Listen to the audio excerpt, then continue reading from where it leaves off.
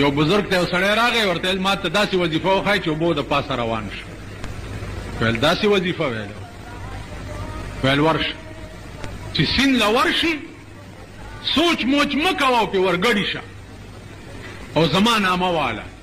بزرګ ورته وایي ویلې ښه چې ورغی چې سیند له ورغی او پې ورګډي شه خو چې سیند ونیو او ښکته کولو د پیر نامه ته هیره شوه یا الله بچ مې کې یا الله بچ مې کې یا الله خو چې یا الله یا الله یې کړه اوبو د پاسه روان شو. ښه په اوبو وګرځېدو بزرګ ته بیا راغی څنګه چلو شو هلکه؟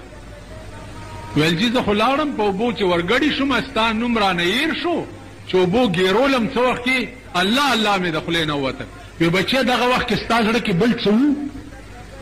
زما نامه دې زړه کې واوې نه وې د ښځې دې واوې چې نه وې د بچو دې واوې چې نه هېڅ نه و سوا د الله نه چې په دغه وخت کې دې دریاب کې مې د الله نه سوا بل څوک بچ کولی نه شي.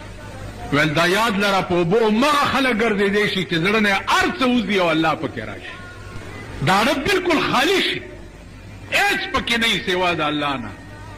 هغه اوبو خو ګرځېده څه کوې په خدای مې دې قسمي چې ته به یې وګورې چې د هغه روح به په سدرة المنتهی باندې ناست او د هغه روح به په عرش معلی باندې ناست